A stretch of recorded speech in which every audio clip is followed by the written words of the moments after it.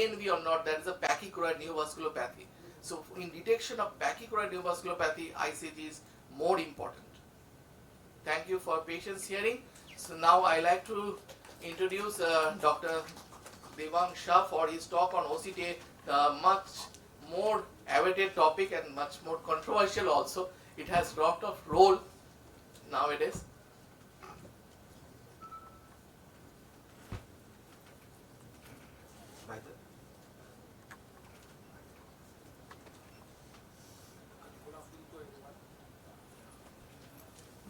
Good afternoon to everyone. So after listening to angiographies using the dye, let us look into the angiography where we do not use dye anymore, and it is a non-invasive method where the structures of retina and choroid can be visualized in a three-dimensional structure without the need of any contrast agent. So it is basically based on a principle of diffractive particle movement, and whereby sequential OCT B scans are taken, and then these sequential OCT B scans are marked and evaluated using the algorithms, and the differences between the B scans which generate a movement related contrast are thereby put upon, and we get the OCTA picture. So it involves a complex signal which includes both the amplitude and the phase decorrelation. Looking into the slabs of the OCT angiography, we have the superficial vascular slab, the deep vascular slab, and also the avascular complex. And as we evolve with OCT angiography and new algorithms, we may have further differentiations and slabs as well. So what is important in OCT angiography is basically a systemic interpretation, and this is the most important and the key thing that we need to know, because an OCT angiography does not allow you to look into just pictures and identify the lesions or the locations.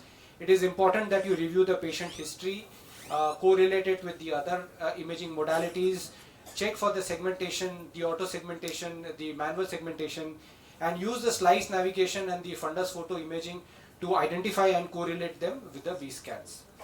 So a couple of retinal conditions where macula is involved, and we can look into the OCTA and imaging here. So let me just give you some examples. This is a case of a 57-year-old diabetic patient who presented with blurry vision in the right eye. So but when you look at the OCT, I think we cannot see much difference between the two images. And when we do the OCT angiography, we realize the macular ischemia that is present in the right eye, and which is very clearly demarcated as compared to the left eye. And so the capillary dropout explains the reason why the patient is having a decrease in visual acuity. Similarly, in ischemic diabetic maculopathy, so we can see how beautifully it corroborates to the FFA, and the FFA also shows us the widening of the FAZ and the vascular area, and the OCTA also corroborates clearly the increase in the FAZ.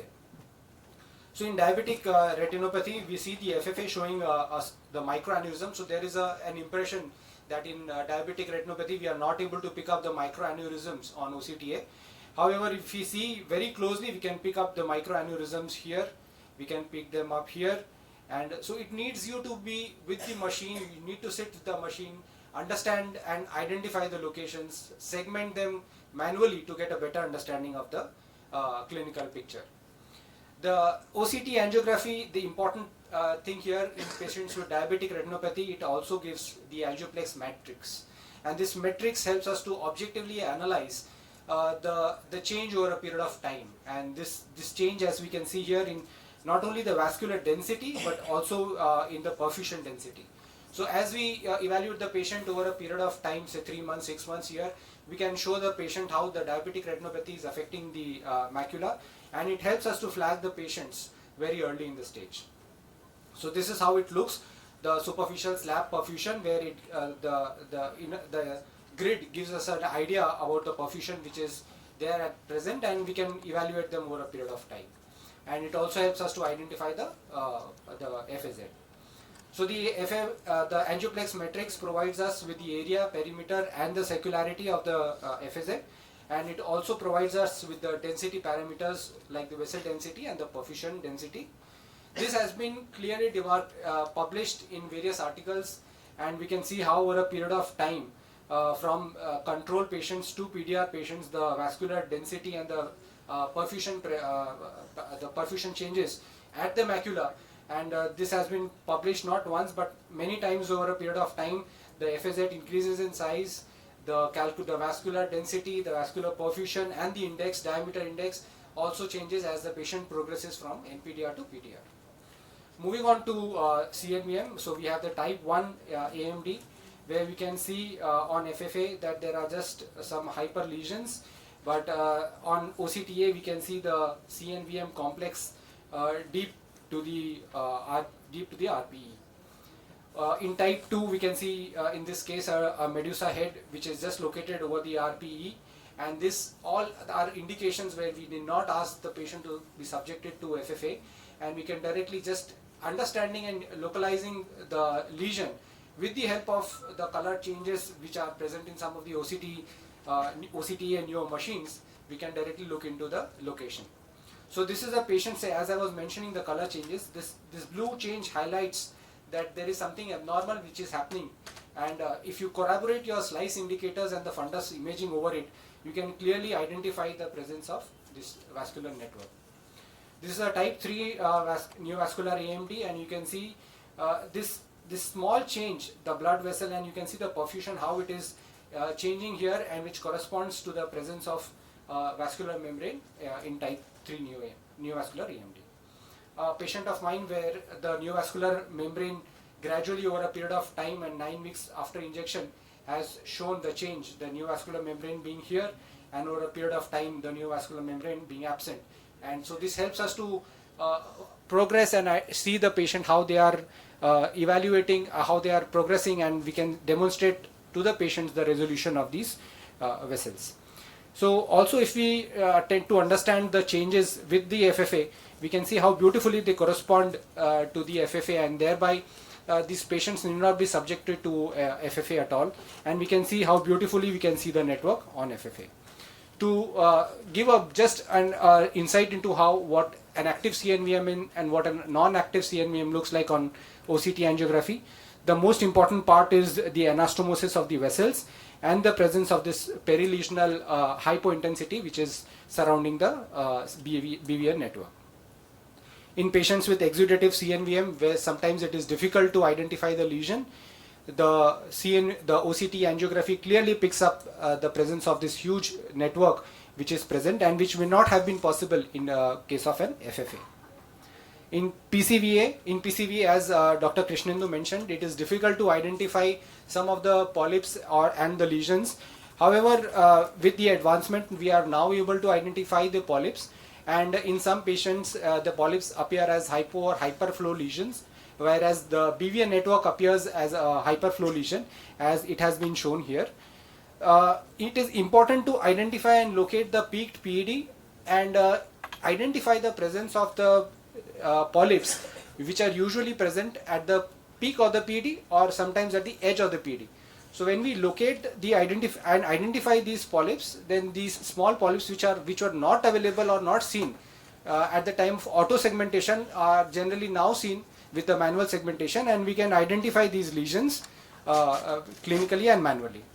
So as I was mentioning, a huge vascularized PED, we would not have been able to identify the polyp here, but if you look into the peak of the PED, we would be able to identify the lesion, and you can see very clearly just at the peak of the PED, I have been able to identify a BVN network here. So in patients with myopic CNVM, OCTA is very useful just for this small myopic lesion which is present and the patient is complaining of metamorphopsia. The OCTA is a non-invasive method to identify and follow the patients over a period of time, and we can see how the OCTA has changed from a big network to a small network as over a period of one injection. In patients with chronic CSCR, so once the chronic CSCR, the CSR is in state for very long and it has been there for long and it has not resolved, we can see the presence of pachychoroid neovascular spectrum and the presence of the CNVM associated with CSR has been picked up in the superficial complex. It appears to be absolutely normal, but as we move down towards the deeper complex, we can see the presence of this branched vascular network. So we can see this in the choroidal plexus as well. There are studies which have shown over a period of time how the remodeling takes place after laser in patients of CSR, and it shows the increase in the vascular permeability as well. In patients with BRVO, we can identify using a montage not only the increase in the FAZ but also the changes in the periphery, which help us to identify the why the patient is not improving or the visual acuity has not changed over a period of time.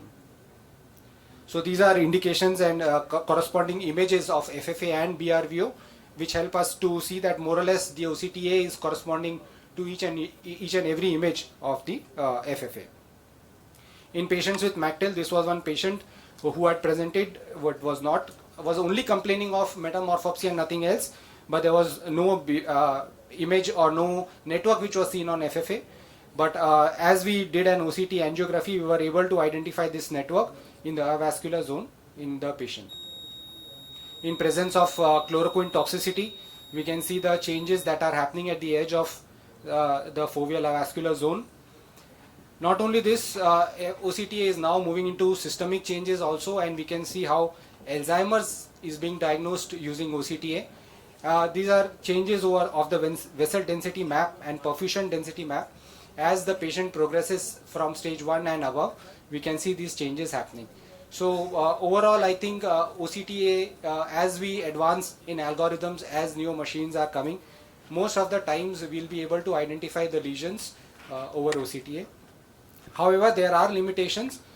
Media opacities can cause shadowing and artifacts. Peripheral imaging is still not possible, though we still are doing a lot of montage and we have a lot of options.